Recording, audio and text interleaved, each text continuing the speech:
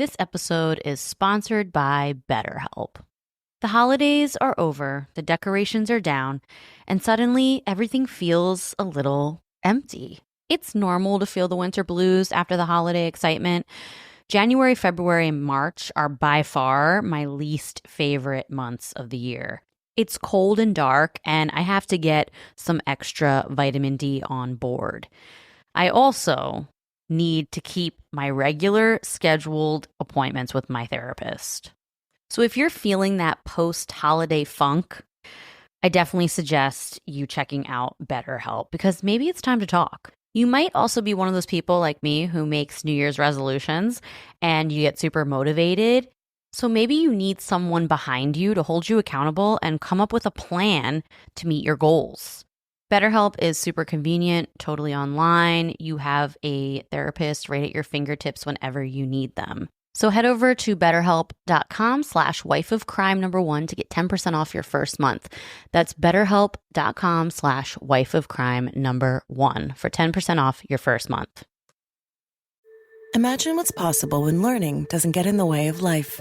At Capella University, our game-changing FlexPath learning format lets you set your own deadlines so you can learn at a time and pace that works for you. It's an education you can tailor to your schedule. That means you don't have to put your life on hold to pursue your professional goals. Instead, enjoy learning your way and earn your degree without missing a beat. A different future is closer than you think with Capella University. Learn more at capella.edu. This podcast is an unscripted, unedited conversation about true crime. We take the cases very seriously, but I don't take myself seriously at all, and neither should you. Welcome to Wife of Crime. So, Russ, there are so many cases of love gone fatally wrong. But the case I'm telling you today, I've personally never heard of until this week, and it took me down a YouTube rabbit hole. As this story unfolds, it just gets crazier and crazier. This is the case of Estibaliz Carranza, aka the Ice Cream Killer.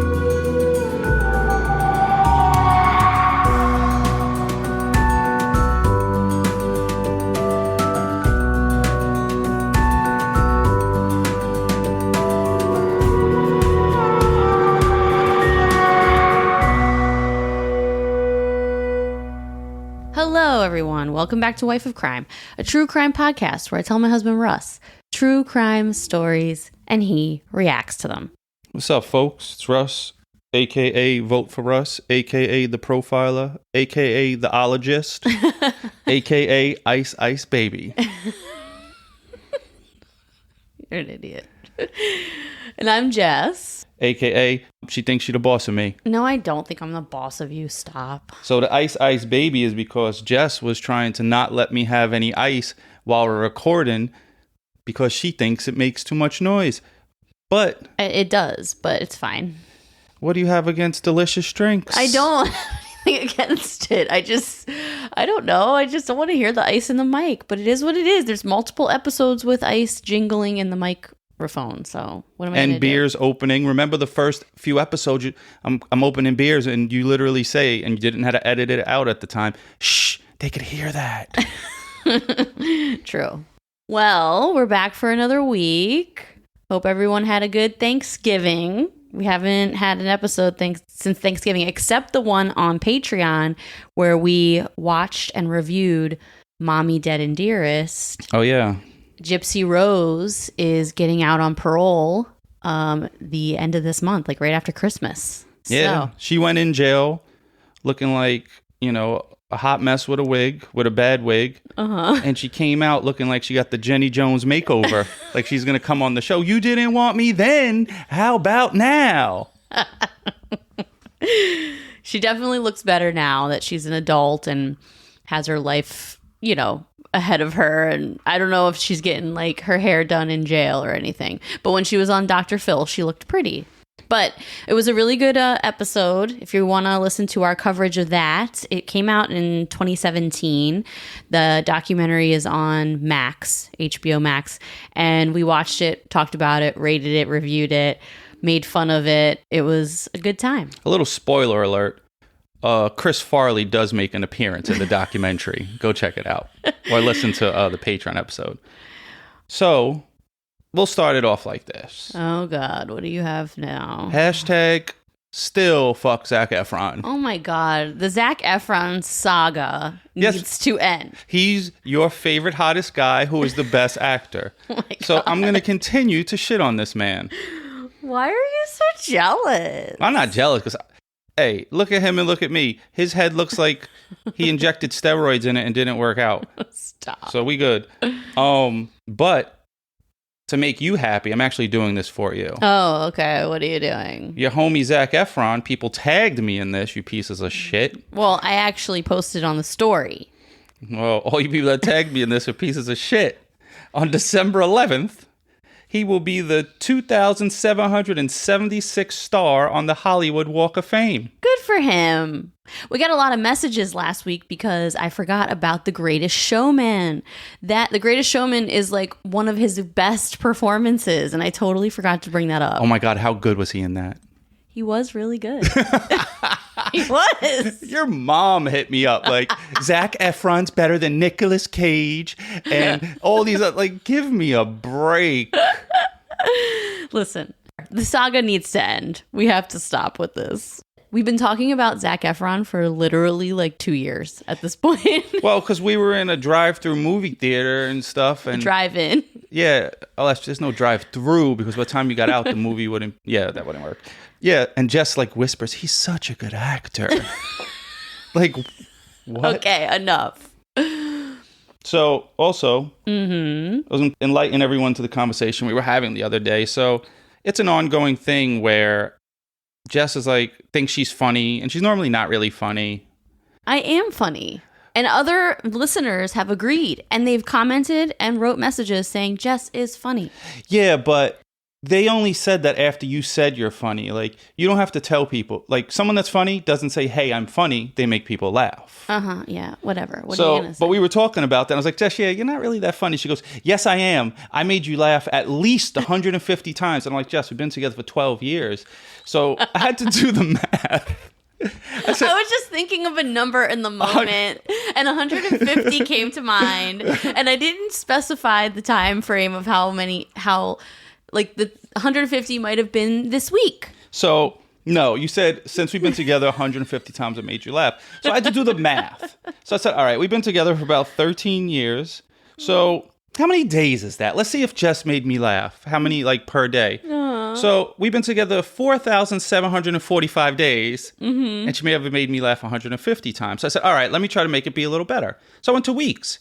So it's 676 weeks. You don't even make me laugh once a week. Aww. Then I was like, all right, how many months? Maybe she makes me laugh once a month. So we've been together 156 months. You don't even make me laugh once a month. Well, this whole thing made you laugh. Yeah, but it all started from my comment when I said 150 times and you burst out laughing. Yeah, because you were dumb. Not because you were funny. It still made you laugh.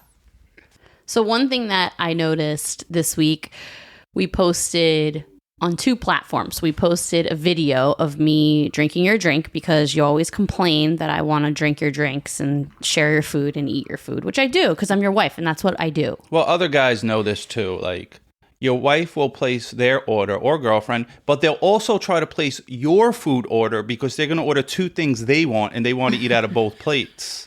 Well, fellas, put your foot down. Don't let it happen. Well, you definitely let it happen and I shared your drink. And of course, you had to post a video of it. So I posted on Instagram, who have our actual followers on it, and like the comments were all like funny, ha ha ha ha ha. Then I posted on TikTok, where TikTok, it's so random, like random people will follow it. Yeah. And I just thought the response between the 2 platforms was hilarious. Like the people who actually know us thought it was funny and took it as a joke the way we meant it. And then on TikTok, people were like, she's an ex in the making. Yeah. Dump her. Let like, him know. She's so annoying. And then someone else commented, he clearly doesn't want you to do that. Do not violate his boundaries. Like something. TikTok is so annoying and sensitive. They got my back. I might have to go to TikTok. They're so annoying. They got my there. back. Everyone's so damn sensitive. Relax. I've been with him for 13 years. We violate each other's boundaries all the time. Hashtag send help. Well, I just thought it was really funny. If you see me in the street and I look at you and blink twice, that means call 911. I think it's funny the difference between the two places, because when you actually know us, you know that's our dynamic. Of course when you say no, I'm not going to listen. I don't listen to anything you say. Yeah. All right, well, it's time to do your jobs. You have a review of the week and the patron shout-outs. All right, folks. So, as you guys know, every week I do review of the week. You go write a review, and I'll read it. And you're prepared this week. Yeah. I took a screenshot. I did a good job. Wow. Try to make it funny, and it's more likely to be read. So, it's from Rachel L.W., having withdrawals, 5 stars. When I discovered your podcast a few months back, I was able to binge all day, every day, until I was caught up. Now I'm having massive withdrawals, having to wait for new episodes to drop and to get my Russ and his sidekick, Jess fix. I need more. Love you guys. So shout out to Rachel for recognizing my sidekick over here. Oh, man. Rachel. If you only knew how much work I put into this and that I am the mastermind behind this entire production. Yeah, well, if I wasn't here, this podcast would be very serious and you'd just be over there like drinking Poland spring water, trying to be professional like Tom Brokaw. I would be drinking Fiji water, actually. Yeah, I hate when you drink Fiji water. It's like 3 times the price of regular water. So this week's Patreons are Haley, Ted, Marinth. That was tough. Julian, Christine, Jen, Sam, Marcella, Megan, Jana, Brenda. It says duh, D-U-H. Rebecca, Clary, or Claire. Claire. Yeah, from like The Silence of the Lambs. Kayla, Alyssa, Namjoon, Kayla, Emily, Mama Knox, Iris, Madeline, Tracy, Mike, Kayla, Becky, a.k.a. Jersey Girl, a.k.a. Small, a.k.a. Stolylicious. Oh. Damn, she's probably still getting drunk off the Stoli. I remember I used to drink Stoli vanilla and ginger ale back in the day. That is a good one, Stoli vanilla and ginger ale. Yeah, well, cheers to you guys. Yeah, cheers to you guys. Well, I'm still holding the mic in my hand, so I'm trying to open a can with one finger. And if anyone knows, that's pretty tough, and you're more likely to break your nail. So, cheers to you guys. Cheers, everybody. Thank you so much for joining the Patreon.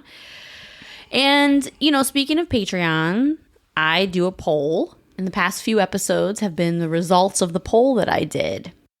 And this is one of the results as well, the case we're covering today. It is a case of love gone wrong. I wonder if she took his drinks. Oh, she took way more than his drinks, I'll tell you that. His life.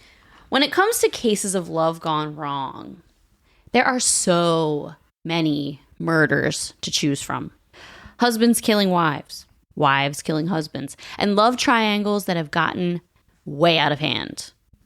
I had a really hard time picking the case for this week because there are so many that there are whole podcasts whose entire library is just true crime about love going fatally wrong. But lucky us, we cover anything. Well, last week I was in a YouTube rabbit hole, as I often find myself, and I saw a news clip titled, "Ice Cream Killer So Dangerous Moved from Women's Prison to Men's Prison."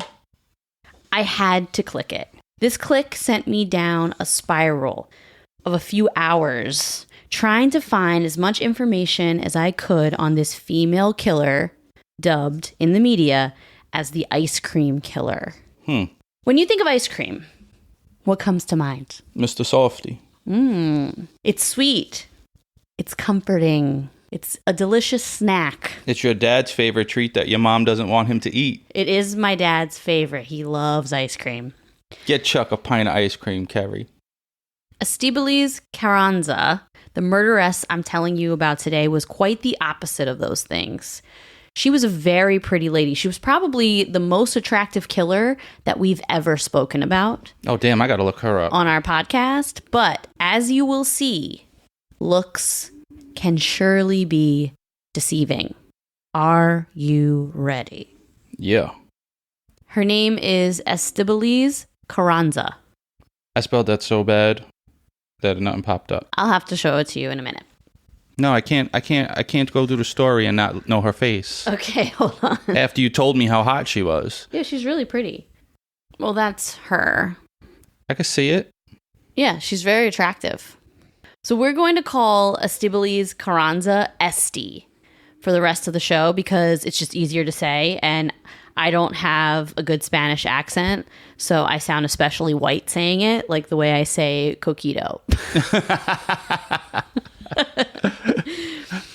Esti was born September 6th, 1978. So she's originally from Mexico, but her father was a journalist there, and he didn't agree with anything that the Mexican government was doing at the time, and he would often write articles bad-mouthing the Mexican government and their decisions. So this actually put their family in a lot of danger. He had a lot of enemies, and at one point, the Mexican government sent armed military to their home to raid it. Damn. So as a result, Esti, her little brother, mother, and father left Mexico, and the family moved to Barcelona, Spain. When the family got there, they struggled a lot financially because Spain was way more expensive than Mexico. Esti also had a very hard time making friends. She didn't quite seem to fit in anywhere. Esti had no bestie. She didn't. Yeah, she didn't have a bestie. She didn't fit in anywhere. And life was, pretty lonely, and she felt pretty insecure because she had no friends. Her father had a children should be seen and not heard mentality. So throughout Esti's childhood, she was pretty neglected by him. He didn't offer much in the way of affection, and she found herself constantly yearning for his approval and love, but never really getting anything from him. Over the years, she grew incredibly resentful towards her father. When she got into her teen years, she started having more and more thoughts about harming him. Damn. Playing out scenarios in her head about how she would torture her own father. This was the first person Esti had fantasies about harming, but it definitely wouldn't be the last. From a very young age, another thing Esti thought about nonstop was having a baby. According to her mother, Esti started asking her mom when she could have a baby when she was a very small child. Man, Mexicans always have a lot of kids. Well, she thought about it all the time. When I used to work in restaurants, and the Mexican dudes in the kitchen I was cool with, and I would bring them Coronas and shit, and they would ask me, Russ, when are you going to have kids? I'm like, I don't really want kids. And they would tell me, you're not a man unless you have children. Like, you're not a man. So, it's a big part of their culture. Yeah. Well, this yearning for a baby was pretty odd, actually, because Esti was young. She was like a small child. And it's like, little girls play with baby dolls and they play house and they want, pretend to be a mommy because they're modeling what they see at home. Like a lot of little girls do that.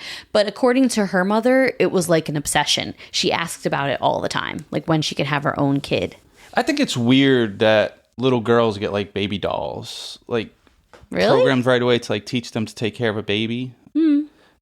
It's very feminist of you. Feminist? Well, it's like very you're saying they shouldn't be learning traditional gender roles.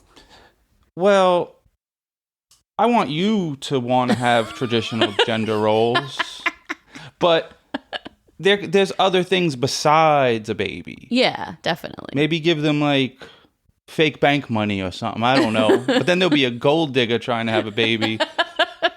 I don't know what you give them. Give them a tool set too, but then you don't want. I don't know. You know what? Don't give them nothing. So this yearning for a baby would continue into adulthood and play a huge part in her crimes later. After graduating high school, Esti went to University of Barcelona for college, where she studied economics. She did not want to go to college, but she did it to make her father happy. Even as a young adult, she was constantly seeking her father's approval and attention. While in college, she meets this guy and falls in love. I couldn't find the guy's name online. I looked in so many places, but his name is not out there. After they graduated, she starts talking to her boyfriend about moving in together and like moving the relationship forward because they had been together for 5 years and they were really happy. She wanted to be married and start a family, to have a baby. But this man said, nah. Even though he had been with her for 5 years, he didn't want anything serious and he wasn't ready for it. Esti was devastated and heartbroken.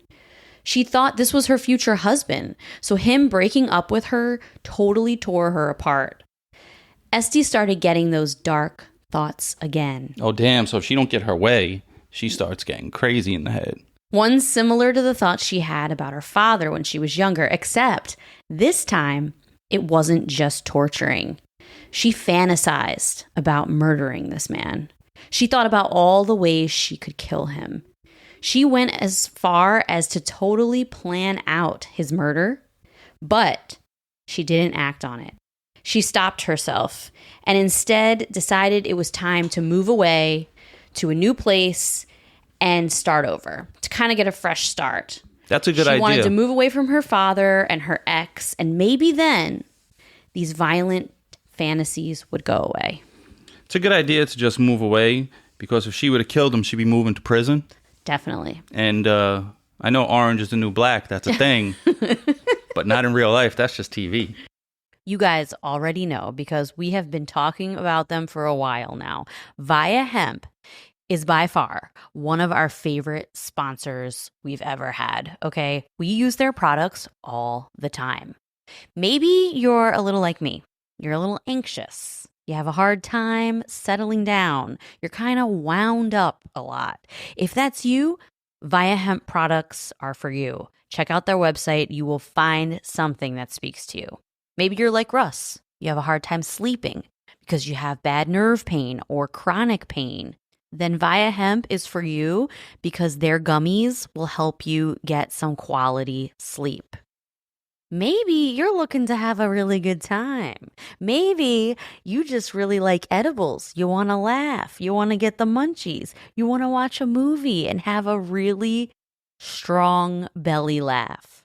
Then Via Hemp products are for you, okay? They're literally for everybody. So head over to viahemp.com, promo code wifeofcrime1 to get 15% off your first order. That's VIIAHEMP.com. Wife of Crime #1 for 15% off your first order. Last year, Save More Money was the most popular New Year's resolution in America. Clearly, a lot of us feel like our money is slipping through our fingers. Well, I don't know about you, but I'm not the best saver, and I don't know much about investing until I started saving and investing with Acorns. Turns out you don't have to be an expert at all because Acorns will recommend a diversified portfolio that fits you and your money goals. And I always thought that when people say, ooh, I invest in stocks, that they had a ton of money or something. Well, you don't need to be rich. Acorns lets you invest with the spare money you've got right now. You can literally start with $5. And you know you guys are spending that at Starbucks on these fancy lattes. So skip the coffee and invest with Acorns. You don't even need a ton of time. Like you can just sign up and start investing within 5 minutes. Head over to acorns.com/wifeofcrime or download the Acorns app to start saving and investing for your future today. That's acorns.com/wifeofcrime. So Esti left Spain and moved to Germany. She's going international. She's all over the world. She got a job working as a nanny for a family in Munich. She worked for this family for about a year, but realized being a nanny wasn't for her. She liked kids, but she didn't want to raise someone else's kids. She wanted children of her own. So she ended up getting a job at a popular ice cream shop in town. While working there, a man came into the shop and he was a fridge salesman. His name was Holger Holes. I don't know if it's Holger Holes or Holger Holes. So we'll just say Holger Holes. I mean, I don't like to bring these type of things up much, but that sounds like a porn star name. Well, he's German. I don't know. That maybe it's like a popular German name. Holger Holes. Yeah, Holger Holes. The hole searcher. Holger was... Did I go too far? Yeah. Esti and Holger caught eyes, and it was like love at first sight. And she gave him 2 scoops. He was 15 years older than her, but sparks flew, and the two of them started dating right away. Things moved very fast for the couple. It was a whirlwind romance, and after only a few weeks, Holger proposed. Oh, he's a sucker for love. He probably, if we catch a picture of him, he was dating someone probably way more attractive than him. He didn't get a lot of play, so he was, let me lock this one down right away. Well, I'm going to post the pictures of all of them on Instagram, and I guess you can see if Russ is right. I'm right.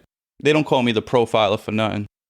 Holger was a devout Hare Krishna follower, so because of this, he practiced celibacy.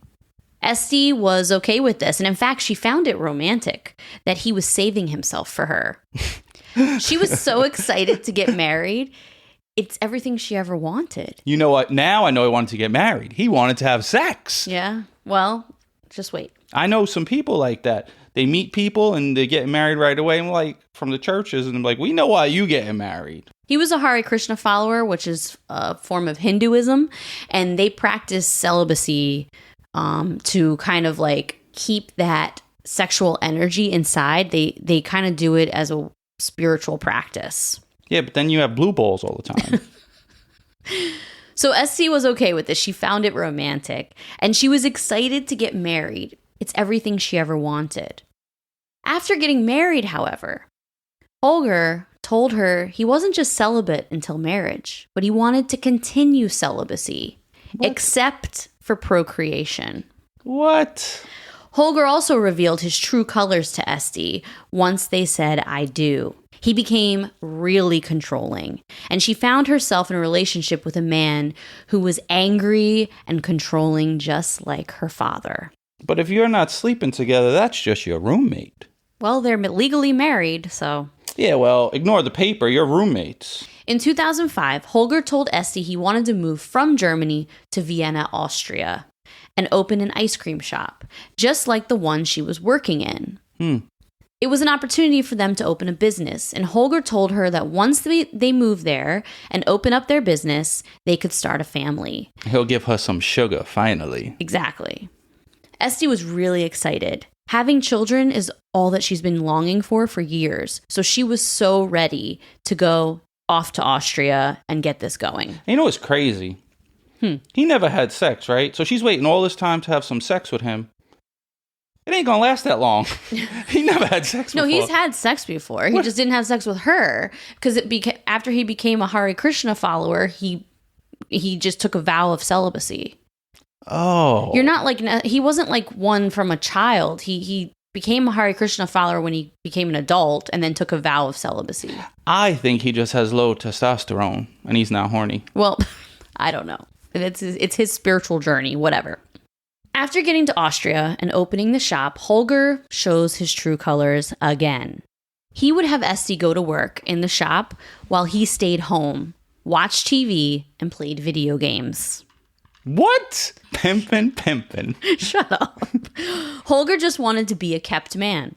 Esti was doing all the work, and on top of it, he wouldn't even have sex with her because he kept saying he wasn't ready for kids. Yo, he got to sign up with my new website that I put out there, supportaman.com. Yeah, okay. So everyone sign up, ladies. You'll find a nice man to support.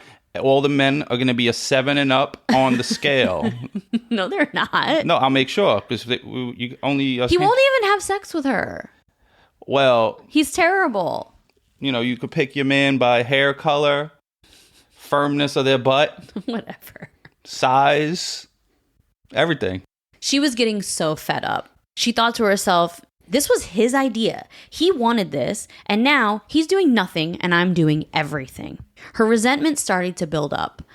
Holger also talked a lot of shit, and he would tell her she was ugly. He's not attractive to her anymore. He would tell her she's making bad decisions at the ice cream parlor. What kind of decisions could you make? Like, you got waffle cones instead of the regular ones. I find it weird that you're focused on that instead of the fact that this dude is a complete piece of shit. Well, he's a terrible person. Yeah, he's a piece of shit, but I just thought it was funny that he said she was making bad decisions at the ice cream shop. The ice cream shop. Like, what kind of bad decisions could you make? Well, maybe he was saying she was making bad decisions with money. But regardless, she's doing everything, and he's sitting at home on his ass. Esti was so tired of it, and she gradually started getting those dark thoughts again. They were creeping back in. She would fantasize about torturing her husband, and as time went on, the thoughts got more and more scary and depraved. But in 2007, Esti became distracted because a new man came into her life. Know what that means, fellas? Honestly, this is the truth, though. You got to do your job or someone else will. Exactly. Same with the ladies, though. You know, someone be like, oh, I don't ever take my wife out or blah, blah, blah. Like, yeah, well, you better take out or someone else will. Everyone do your damn job. Very true. He was an ice cream machine salesman named Manfred Hinterberger. He, too, was 15 years older than Esti. I'd say she has a type and some daddy issues. I don't got no type. Manfred would flirt with Esti when he came to the shop to service the ice cream machines. He made her feel good about herself, showering her with compliments. She started thinking about him all the time, and eventually, the two of them started having a full-blown affair. Manfred took her out to fancy restaurants, showered her with gifts, and they had passionate sex. To Esti, he felt like the total opposite of her husband. She felt beautiful and loved. After a few months, Manfred told Esti, you really should divorce Holger and be with me. She agreed. So she approached Holger and asked for a divorce. And he didn't argue at all. He agreed, but he refused to move out of their apartment that they owned together. No biggie, just leave. So for months, while waiting for the divorce to finalize, Holger lived in the apartment with Esti. She would run the business all day and come home to her ex-husband, who was still being incredibly mean to her at night. He knew she was dating Manfred, and he didn't really care. It's like he enjoyed just making her life miserable and talking shit to her. Well, these dark, scary thoughts started coming back up again. Now, the newness of the relationship with Manfred was wearing off. She was consumed with the resentment she had for Holger. She knew if he didn't stop bullying her, she was going to snap. On April 27, 2008, Esti comes home and finds Holger there doing nothing yet again. She begs him to just move out, and they start to argue. Holger tells Esti, you would be nothing without me. You can't run this business without me. You are nothing. And with that, Esti left the room, and Holger turns back to his computer and resumed playing his video games. She's going to put a hole in him. Little pun intended. Esti grabbed Holger's Beretta .22 caliber pistol, came back in the room, and shot him 3 times in the back of the head. She goes about the rest of her night, takes a shower, goes to bed, leaving Holger's dead body in the apartment. She then wakes up the next morning, goes about her day like nothing happened, opens the shop, and left the body there all day while she worked. She didn't know what to do. She was thinking about murdering him before, but she didn't actually plan it. Now, she has a dead body in her house, and she's trying to figure out what the hell to do next. Yeah, that's a tough thing, because, like, you know, it may seem weird, oh, she just went on with her day as normal, but what do you do? Like I wouldn't know what to do. I mean, not that I'm going to kill someone. Now, what she does next is completely idiotic. That night, after getting home from the ice cream shop... She puts him in the ice cream freezer. Just wait. She decides to burn Holger's body in the actual apartment. Ah. She covered his body with peach schnapps. I guess that's the only flammable... I guess it's the only flammable thing that she could think of. I don't think it's flammable. It's so sweet. Well, she tries to set it on fire in the apartment. The fire quickly fizzled out. You need 151. Well, the fire quickly fizzled out, thank God, since it's an apartment building and she literally could have burnt the place down and killed many people. There was a lot of smoke. So much so that the smoke alarms were going off and the fire department showed up. They knocked on Esti's door. And she said, I was getting a cold pop. Dear Lord Jesus, it's a fire. So they knocked on her door. She answered it, but she managed to convince them that she just burnt her food in the oven. And that's why it smelled bad and it was so smoky. And they believed her. And they left. When I was a kid, that's true. Stuff like that happens. When I was a kid, it was just me, my mom, and maybe my sister. I don't know if she was born yet. But I came home. We was coming home. There was a bunch of fire trucks in front of the building. And we were like, oh, man, something crazy happened. And we went into our house, and it was our house. What was it? My mom put a hamburger in the broiler, and we left, and she forgot about it. Oh, no. Yeah, Wow. so the fire department busted in our house, and they found it in there. And then my mom must have felt stupid as hell. I was a little kid, so I was good. But, the whole house was all smoked up. That's crazy.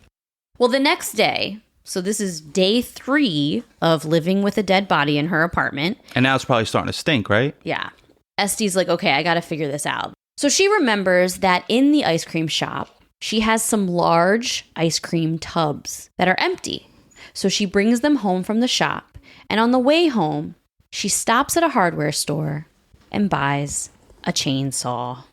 That night, Esti cuts up the body of Holger Holes in the apartment and puts the dismembered parts in the ice cream tubs. She then puts the ice cream tubs in a deep freezer that she had in her apartment.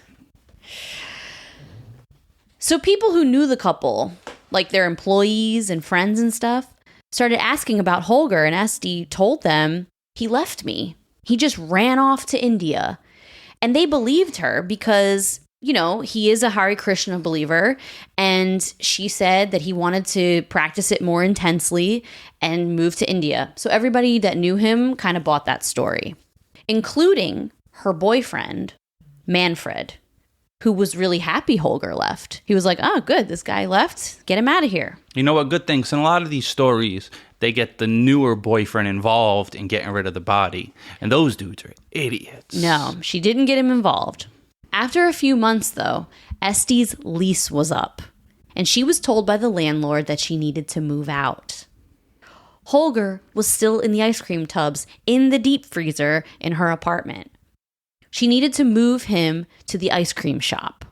She knew he would quickly defrost, so she decided to buy a couple bags of cement, fill up the tubs to hopefully conceal the smell, and find a way to transport these heavy tubs full of cement. Jeez Louise. Esti didn't have a car, so after filling the tubs with cement, she calls An a Uber. taxi. The taxi driver noticed she was struggling with these ice cream tubs, so he got out of the car and helped her move them. She made it to the store and put the ice cream tubs down in the basement in the freezer. This wouldn't have worked in New York because in New York, you call a cab driver. If they see you, if they decide to help you with your thing, which they probably won't, Yeah, they would some literally dudes- joke around like, "This is heavy. What, you got a body in here?" What? That would literally be what they'd say. Well, she managed to get them all into the freezer down in the basement of the ice cream shop, and they would remain there for 2 years. Oh, she thought she was good. So now, it's 2010. Esti and Manfred are in a full-on relationship. Holger is still dismembered in her ice cream shop freezer. Things started off so great for the couple, but as time went on, the relationship got rocky. Esti thought Manfred was hiding things from her. Yeah, she's one to talk, right? But she felt like he was lying and may have been cheating on her. Esti wanted to settle down, get married, have babies like she's been trying to do since she was a little kid. Manfred didn't want that. So Manfred suggested to Esti that maybe they should have an open relationship. And that was a grave mistake. Esti was really suspicious of him, so she went through his phone. She found naked pictures that other women had sent him. He's about to have an open casket relationship. Well, just wait. She found conversations with women on dating apps. And the two of them started arguing about this when Esti confronted him. The argument lasted a couple hours, and then finally they went to bed. Manfred fell asleep and started snoring. Esti obviously was laying next to him livid the entire night. That's what women do, right? She's laying next to him stewing. He's over here asleep snoring. And it set her into a complete rage. She took out the gun that she kept under her mattress, the same gun that was used to kill Holger. She pointed it at his head and pulled the trigger. She know what she was probably thinking? I got more storage space in the ice cream shop. Well, now she has another dead man's body on her hands, but this time she was more prepared. In fact, in the weeks leading up to this murder, she just so happened to have bought a brand new chainsaw. I was just thinking, doesn't she have a chainsaw already? No, but she bought a new one. She also just so happened to have bought concrete bags. Wow. And she just so happened to bring over a few empty ice cream tubs from the shop You know what I was? to her house. She was probably thinking, say one more motherfucking thing. Well, it was definitely premeditated. Like my nanny would tell my grandpa, don't go to sleep because I'll slit your throat from ear to ear. And then he would leave and you wouldn't see him for weeks. Your nanny was a gangster. But he was cheating, so she was pissed. Yeah, he was cheating, so she was rightfully pissed. The first murder was not really planned, right? Like, yeah, she'd always had these dark thoughts about these men, but she didn't actually plan what she was going to do to Holger. This time, however, she planned to dispose of the body just like she did the first one. It worked the first time. So she dismembered Manfred's body, put the parts in the tubs, filled them with concrete, called a cab, and took them down to the basement of her shop. Maybe, see, she's not actually disposing of the bodies. She's collecting them at this point. Yeah. Like, maybe if she had like a boat and you throw them in the water like Dexter or some shit. Yeah. That's disposing of them, but she's collecting. She is. I mean, she's like full on serial killer status. Yeah, they're like her Pokemon cards. She just collected them all. You're an idiot. That's the wave now. That's what the kids say. Well, afterwards. The kids say, well, how old am I? Well, afterwards, she walked through town, got a manicure. Yes, a manicure. And picked up a few air fresheners just to make sure that the basement of the ice cream shop didn't start to smell. A few days later, people started asking about Manfred. Esti just told everyone she didn't know where he was, and she was really worried about him. She even called the police and submitted a missing persons report. These guys just keep leaving me. Police believed her. So a few weeks later, Esti, being so distraught about Manfred's disappearance, starts hanging out with his good friend, Roland. They were comforting each other because he's missing now, and this was Manfred's best friend. Roland was also 15 years older than Esti.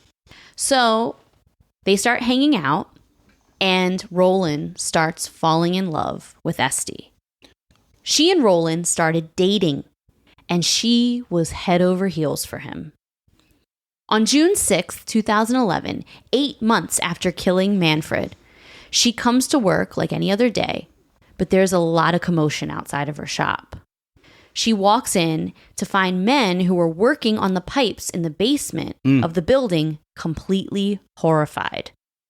See, the salon next door called the landlord because a pipe had burst, and in order to fix the pipe, the men needed to go down into the basement of the ice cream shop.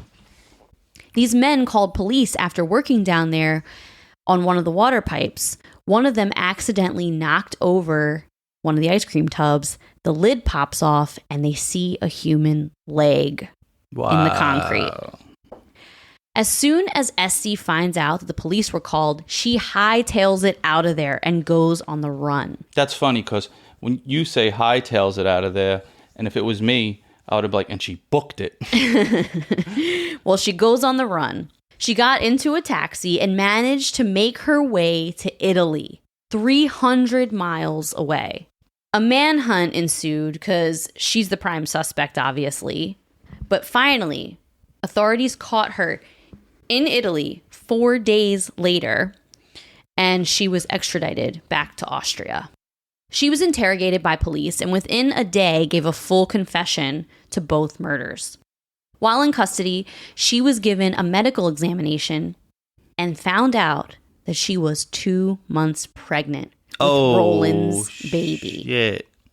Her dreams of being a mother finally came true, but she ruined all of it for her and her child by now having to be locked up for the crimes she committed.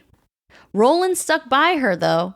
Even though he knew that she was a murdering psychopath, he loved her anyway. So Roland decided to marry her in early 2012. Another sucker that gets no women. That's what happened. And within a few weeks, she gave birth to her son. Esti gave full custody of their son to her parents in Spain. Wait a minute. She can't give custody to anyone. If in my thought process, she's in jail.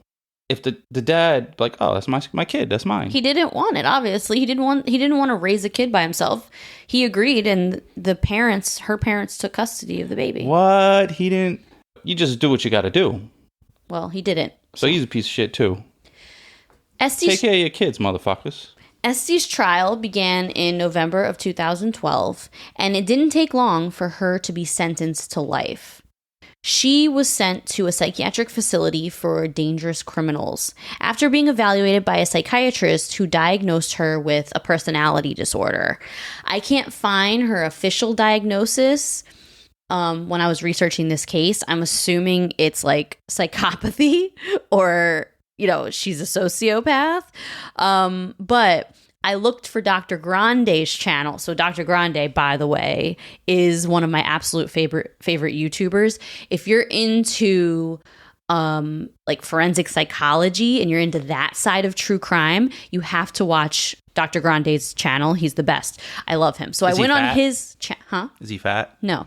Grande. So I went on his channel and to see if he had covered this case, and he hadn't. So then I commented on one of his videos and told him he has to cover this case because I can't wait to hear what he thinks her personality disorder is. Yeah, but then our comments just fall to the wayside. Well, I'm really curious to hear Dr. Grande's opinion about this one. If you are really into that, go nerd out on his channel. He's great. Tell him Wife Crime sent you. But so she was, diagnosed with this personality disorder. She was deemed a danger to society if ever released. So she will be locked up for the rest of her life with no opportunity for release. And then in 2017, she was back in the headlines with what caused me to go down this rabbit hole when the hospital deemed her too dangerous to remain in an all-female hospital, and she was transferred to an all-male psychiatric facility. Oh, she was trying to get this dirt. No, she's too dangerous to be in the all-women's one. Yeah, no, wait a minute, but... And they're transferring her to an all-male one. If she's transferred to an all-male one, I'm assuming they don't even let her interact with the males because there'll be some sexy time going on. Maybe. I don't know. I've never heard of anything like it. Yeah, this sounds a little fishy. Well, it's in a different country, so their laws might be different. I don't know. It's in Austria. Because if I was in jail, I'm like, oh man, I can't stay in this male jail. I got to be transferred to the all-women one. Well, since being locked up, she wrote a book called My Two Lives, The True Story of the Ice Lady. And she says that all the proceeds from her book go directly to her son to help raise him. And that is the case of Estibaliz Carranza, a.k.a. the ice cream parlor killer. Well... I had nothing. Okay.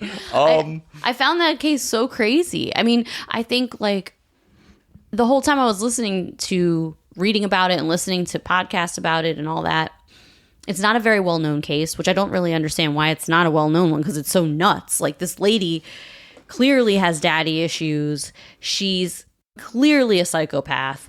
She murders these men. Then she tries to burn the first body in the apartment, which is nuts. That was crazy. She dismembers them. I mean, dismembering a body is like next level. Because bones are hard to get through. No, just in general. Cutting up a body is like disgusting. No, but I know it's and not next level as far as sickness. what I'm saying. It's not like hot knife through butter. Like you have to work, I assume, to cut through a body. Like it isn't like, oh, it isn't like a neat little job. No, it's hard work and messy and but depraved. Mexicans never shy away from any hard work. Stop. So anyway, I just found this case nuts, and I can't believe that it's not talked about more and, not in the true crime world more. But this lady's crazy. Well, I wonder if she would have, like the first husband, if he would have had children with her and had sex with her. And not been a total asshole all the time. Like, I wonder if she would have kept killing, or, if someone wanted to stay with her and have a baby.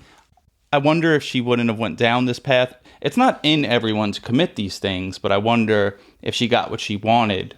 Maybe none of this would have happened. Well, the hard part is we don't know, because she did, in her book and in interviews, she's talked about the fact that she had these horribly dark thoughts about her own father, even as a small child. She never acted on them, but she had these thoughts about torturing him. And then her college boyfriend that she wanted to be with, who rejected her, she had those same thoughts about him. So it's almost like, could it have been a matter of time?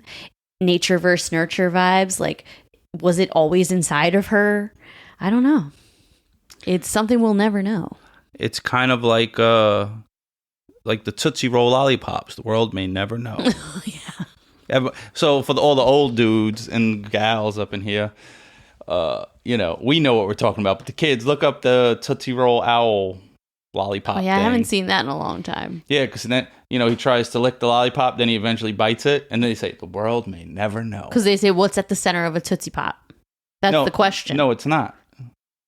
Oh. It's how many licks does it take? Oh, that's right. How many licks does it take to get to the center of a Tootsie Pop? I just didn't want to say it. You made me say it. I felt like it was very suspect. Yeah. Well, all right, everyone. Thank you so much for tuning back in. Have a wonderful week.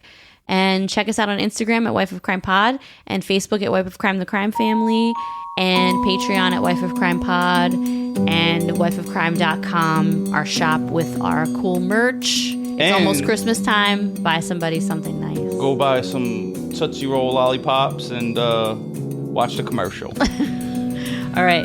Talk to you later. Bye. Peace.